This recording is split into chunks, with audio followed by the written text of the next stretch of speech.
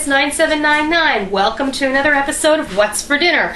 I have been wanting some Salisbury steak for a few nights now and finally have time to throw it together. I thought you might like to see how I do it. So come on over and I'll show you what's in it.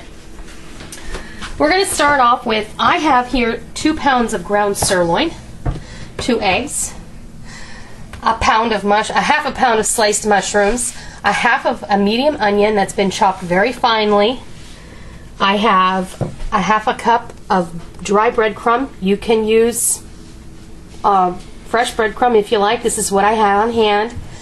I have some chopped parsley. We're going to flavor our meat with the onion and some ketchup, some garlic, and I also have 2 tablespoons of olive oil, 2 tablespoons of butter, as well as a tablespoon of Worcestershire sauce, which is going to go into the meat mixture. We're also going to make a gravy to go and simmer the Salisbury steaks in, and then we're going to need some Wondra flour for that and some beef stock, which I have off to the side. So tonight, because it's quick and easy, I'm going to go ahead and mix my meat up in my kitchen. You can go ahead and do this if you have a mixer with a paddle like this.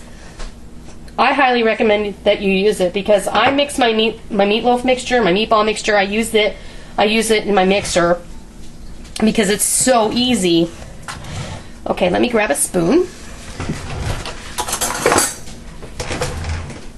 I'm just going to put all of these onions in here, and they're chopped very, very finely, so they're actually going to kind of melt into the little Salisbury steaks. There's a tablespoon of chopped garlic, which is equivalent to, I would say, 2 small cloves. 2 tablespoons of ketchup. Use more if you like that flavor. A tablespoon of Worcestershire. And we're going to put a little bit of parsley in here. Oh, and I almost forgot. I want to put a little dried thyme. Let's see, here we go.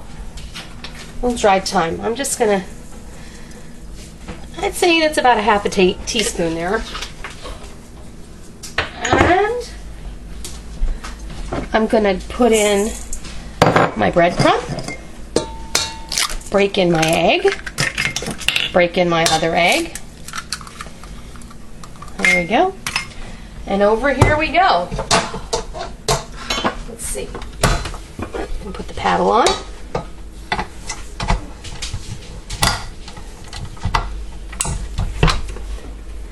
I would just go on the lowest speed until it's well blended. We're going to do that, and when it's finished, we'll come back and I'll show you what comes next. Okay, this is all ready. Don't overmix your meat mixture or your Salisbury steaks are going to be chewy and rubbery. You don't want that. So let's take our paddle out and wipe as much of that mixture off of there as possible. Now, let's come over here. Rinse my hands real good. Move my flour. I'm going to grab a plate just so I can put these on there when I'm done forming them, and then I'm going to show you how we form them. Okay, I want to wet my hands a little.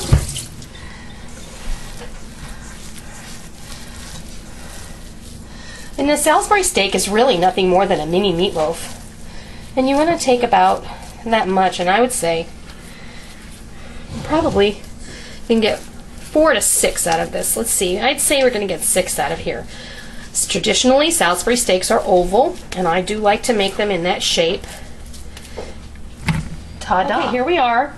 I have formed all of our Salisbury steaks. I have 1, 2, 7, and they are all approximately 6 ounces. They may be 6 point something, but approximately they're all 6 ounces. So, and I did weigh them on my scale.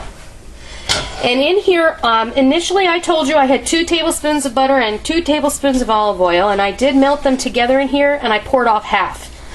And since I was forming my Salisbury steak, I burned the first batch, so we poured that out, and then we put the other half back in. So that's why you need extra in case you screw up. Okay, so here I'm just going to put these in here.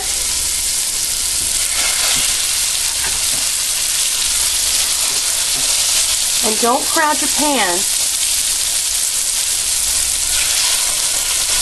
I'm going to cook 4, and then I'm going to cook 3. I'm going to brown these. When I flip these, I'm going to come back, I'm going to show you what they look like. Then I'm going to brown off the whole mess. Then we're going to come back and do our mushrooms and our gravy, and I'll be right back. Okay, these are ready to come out of the pan. I'm just going to remove them. Over here, I've got a plate waiting. It's got some paper towel on it.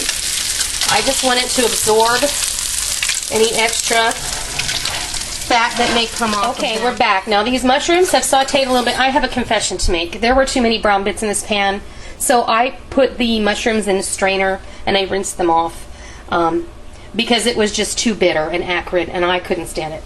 So when you mess up like that, you got to have a quick fix. So I strained the mushrooms and I put a little oil, just a tiny bit of oil back in the pan. I threw the mushrooms back in the pan after they were rinsed. I know that's a huge no-no, but hey, I made a mistake and I'm not too big to admit it. So I have also put a little bit of beef stock in the pan as well, and I sprinkled a little Wondra. This is that granulated flour that I'm always talking about, and this is how we're going to thicken our gravy. Now, you see how thick that is now? Of course, that's not all the liquid we're going to put in here, but this granulated flour will not lump on you, and it is the most wonderful thing. My mom has been using it ever since I was a kid.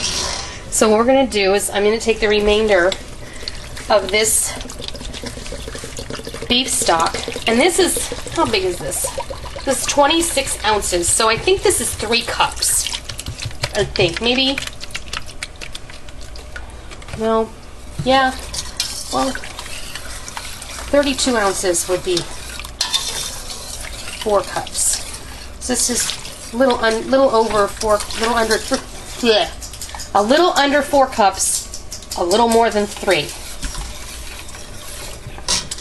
And I'm probably going to want some more stock, so we're going to put some of that in here.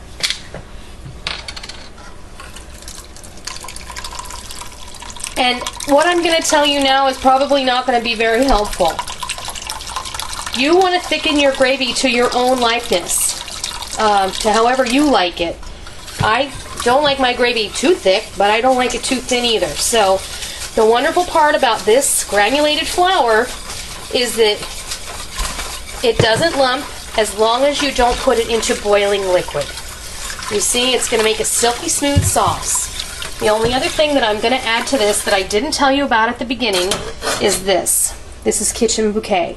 Another thing that I grew up with. My mother never was without this product, as I am never without this product.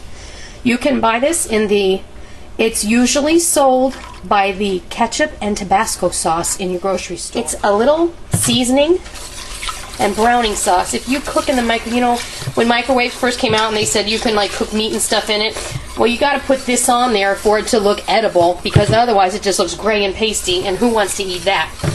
So what we're doing is we're just going to bring this to a nice simmer, and this is going to thicken up really well. And you're just going to continue adding enough flour until it's as thick as you like it. Now this beef stock, and you're going to put your meat back in here. It's going to be flavored by the mushrooms. And I'm going to wait and salt and pepper this to taste. So if everybody at the table wants to put salt and pepper on it, that's fine. And that way it's not too heavily seasoned when you bring it to the table. So when this is ready, I'm going to come back. I'm going to show you what happens next. Okay, we're back. My battery ran out. This was not the night to make a video, but oh well. I'm not going to let this camera stop me. Okay, our Salisbury steak has simmered in this gravy for about 15 minutes. And it smells wonderful, and the meat has softened. It's beautiful. And now you know what we're going to do? Because I got rudely interrupted before, let's fix you a plate, because I know you're hungry, and it's been a long time since I fed you. There you have it. Salisbury steak, mashed potatoes, and squash. It's what's for dinner. I hope you try this, and I hope you don't mess it up like I did. Learn from my mistakes. And I hope you enjoy it. So until next time, see ya!